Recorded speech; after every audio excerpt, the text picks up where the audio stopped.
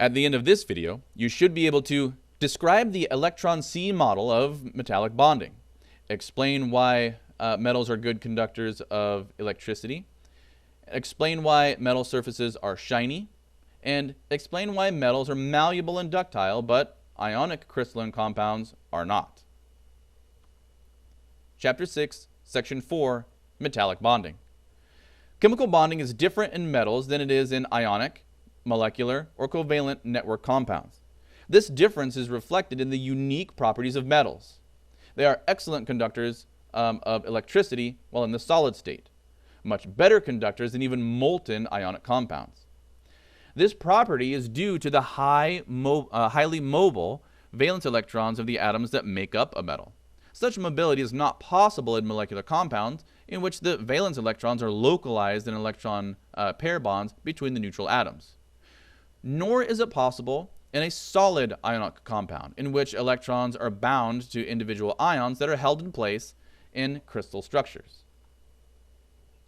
The metallic bond model.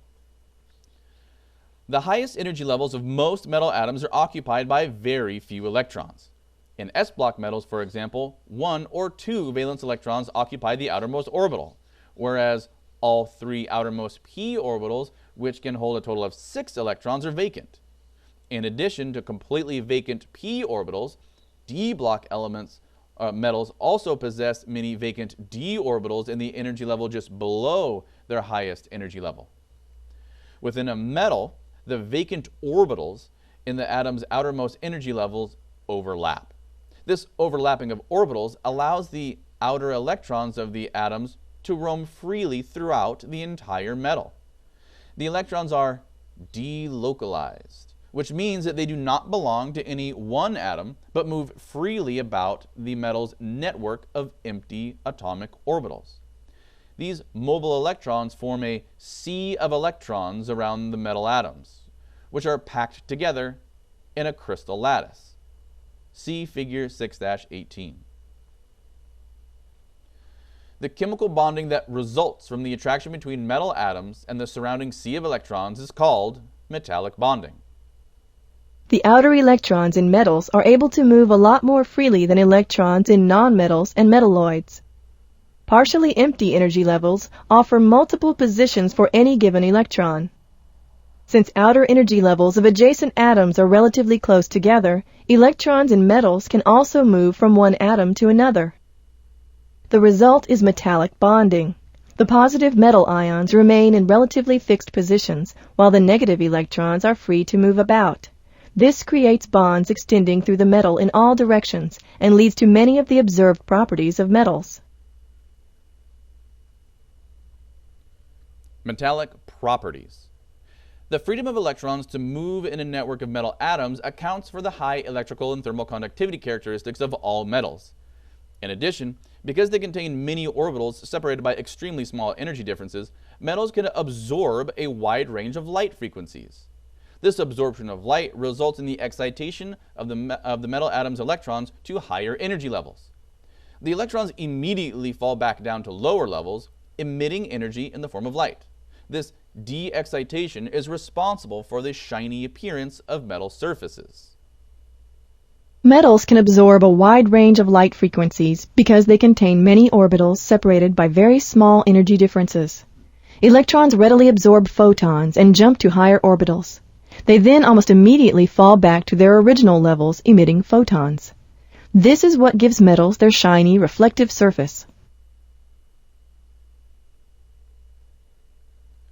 Most metals are also easy to form into desired shapes. Two important properties related to this characteristic are malleability and ductility. Malleability is the ability of a substance to be hammered or beaten into thin sheets. Ductility is the ability of a substance to be drawn, pulled, or extruded through a small opening to produce a wire. The malleability and ductility of metals are possible because metallic bonding is the same in all directions throughout the solid. One plane of atoms in a metal can slide past another without encountering any resistance or breaking any bonds. By contrast, recall from Section 3 that shifting the layers of an ionic crystal causes the bonds to break and the crystal to shatter. Metallic bond strength. Metallic bond strength varies with the nuclear charge of the metal atoms and the number of electrons in the metal's electron sea. Both of these factors are reflected in a metal's heat of vaporization.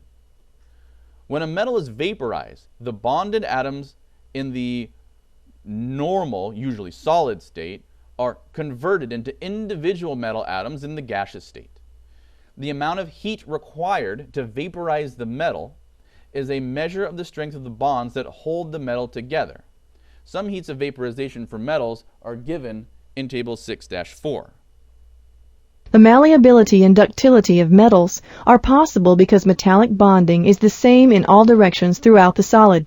When a piece of metal is hammered, one plane of atoms in a metal can slide past another without encountering any resistance or breaking any bonds.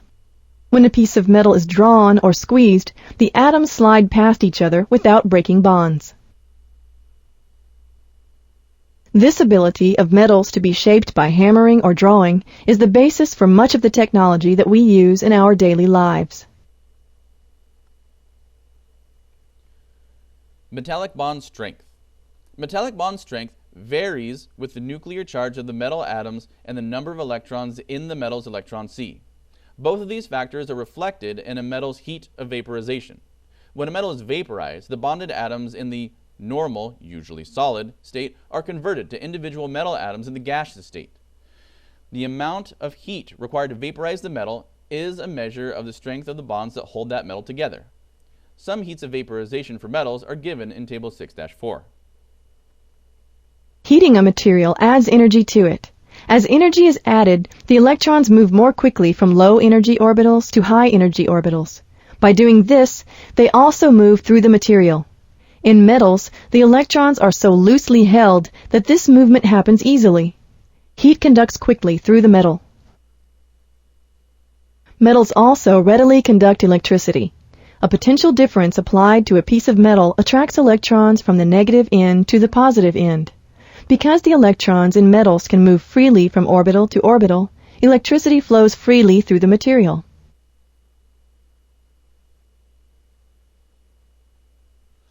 At this point, you should be able to describe the electron sea model of metallic bonding and explain why metals are good electrical conductors, explain why metal surfaces are shiny, and explain why metals are malleable and ductile, but ionic crystalline compounds are not.